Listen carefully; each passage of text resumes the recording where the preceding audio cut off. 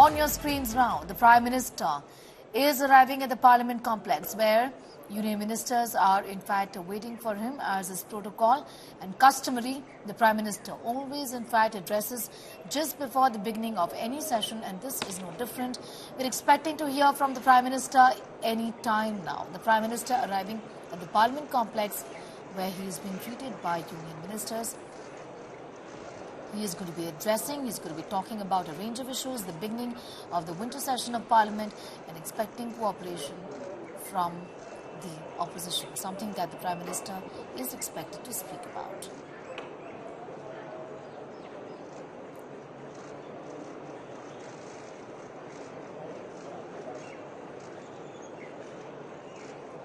The Prime Minister, as is customary, makes an address just before the beginning of any session of Parliament. This, remember, is the beginning of the winter session of Parliament, and the Prime Minister is all set to speak. शीतकालीन सत्र है और माहौल भी शीत ही रहेगा।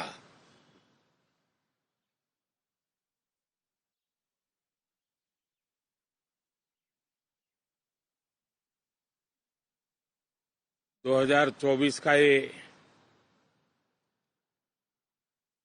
अंतिम कालखंड चल रहा है।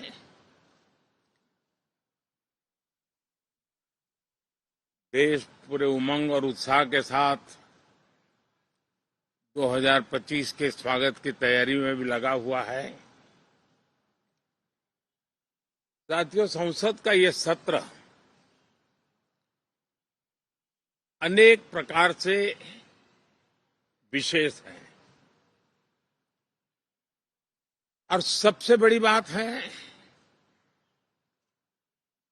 हमारे संविधान के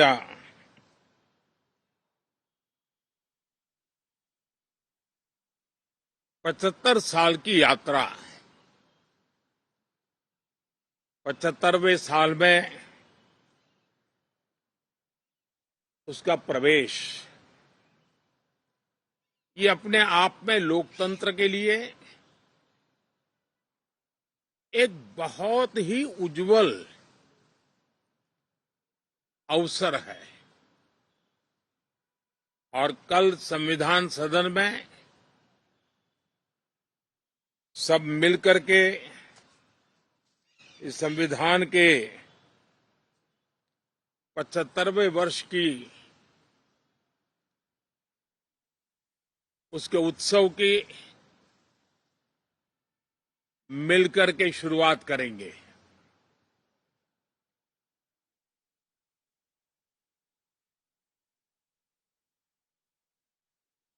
संविधान निर्माताओं ने संविधान निर्माण करते समय एक एक बिंदु पर बहुत विस्तार से बहस की है और तब जाकर के ऐसा उत्तम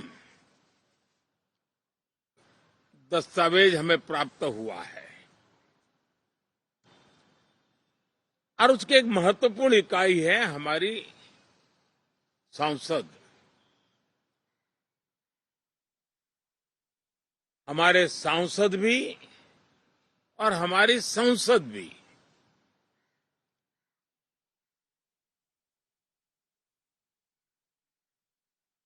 पार्लियामेंट में स्वस्थ चर्चा हो, ज्यादा से ज्यादा लोग चर्चा में अपना योगदान दें। दुर्भाग्य से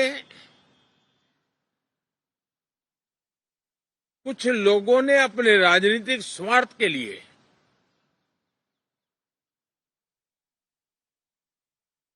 जिनको जनता ने अस्वीकार किया है, वे संसद को भी मुट्ठी भर लोगों के हुड़दंगबाजी से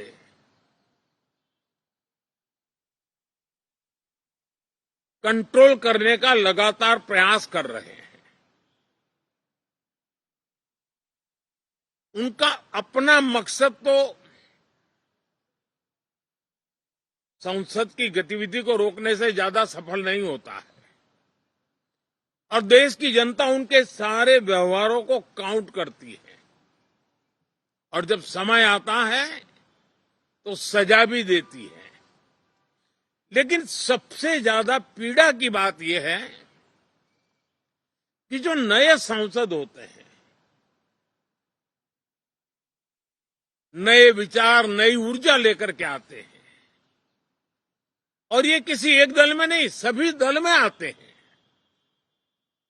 उनके अधिकारों को कुछ लोग दबोच देते हैं। सदन में बोलने का उनको अवसर तक नहीं मिलता है। लोकतांत्रिक परंपरा में हर पीढ़ी का काम है आने वाली पीढ़ियों को तैयार करे, लेकिन 80-80, 90-90 बार जनता ने जिनको लगातार नकार दिया है, वे न संसद में चर्चा होने देते हैं, न लोकतंत्र की भावना का सम्मान करते हैं, न ही वह लोगों की आकांक्षाओं का कोई महत्व समझते हैं, उनका उसके प्रति कोई दायित्व है वो कोई समझ पाते हैं। और उसका परिणाम है वो जनता की उम्मीदों पर कभी भी खरे नहीं उतरते हैं और परिणाम स्वरूप जनता को बार बार उनको रिजेक्ट करना पड़ रहा है। साथियों, ये सदन लोकतंत्र की 2024 के पार्लियामेंट के चुनाव के बाद देश की जनता को अपने अपने राज्यों में कुछ स्थानों पर अपनी भावना, अपने विचार, अपनी अपेक्षाएं प्रकट करने का अवसर मिला है। उसमें भी 2024 के लोकसभा के चुनाव के नतीजों को और अधिक ताकत दी गई है राज्यों के द्वारा और अधिक बल प्रदान किया गया है और अधिक समर्थन का व्याप बढ़ा है। और लोकतंत्र की ये शर्त है कि हम जनता जनार्दन की भावनाओं का आदर करें, उनकी आशा अपेक्षाओं पर खरा उतरने के लिए दिन रात मेहनत करें। मैं बार बार खास करके विपक्ष के साथियों से आग्रह करता रहा हूं और कुछ विपक्ष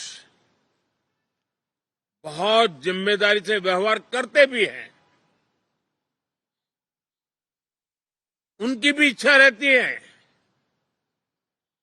कि सदन में सुचारू रूप से काम हो, लेकिन लगातार जिनको जनता ने नकार दिया है, वे अपने साथियों की बात को भी दबोच देते थे, उनकी भावनाओं का भी अनादर करते हैं, लोकतंत्र की भावनाओं का अनादर करते हैं। मैं आशा करता हूं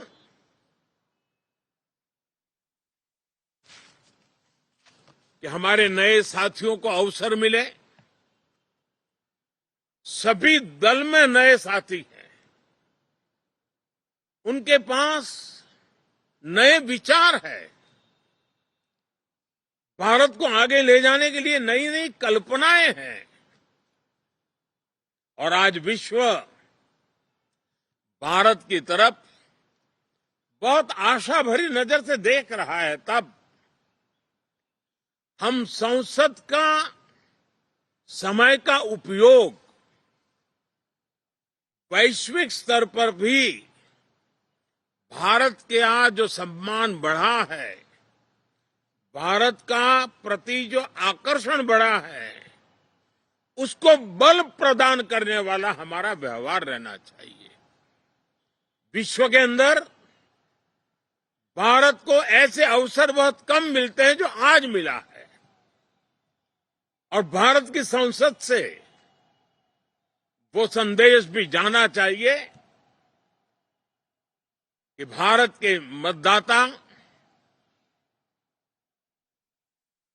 उनका लोकतंत्र के प्रति समर्पण,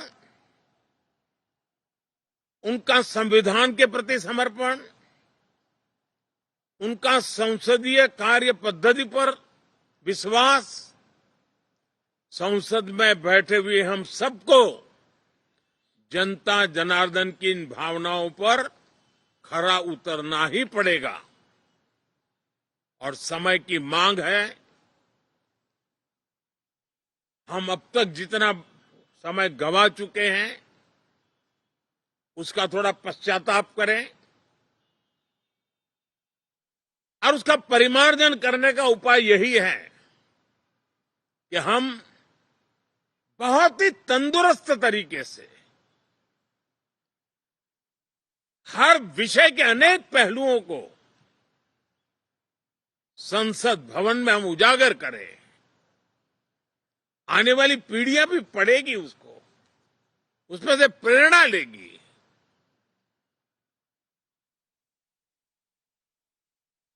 मैं आशा करता हूं ये सत्र बहुत ही परिणामकारी हो, संविधान के 75वें वर्ष की शान को बढ़ाने वाला हो, भारत की वैश्विक गरिमा को बल देने वाला हो, नए सांसदों को अवसर देने वाला हो, नए विचारों का स्वागत करने वाला हो। इसी भावना के साथ मैं फिर एक बार सभी माननीय सांसदों को उमंग और उत्साह के साथ इस सत्र को आगे बढ़ाने के लिए निमंत्रित करता हूं, स्वागत करता हूं। आप सब साथियों का भी बहुत बहुत धन्यवाद।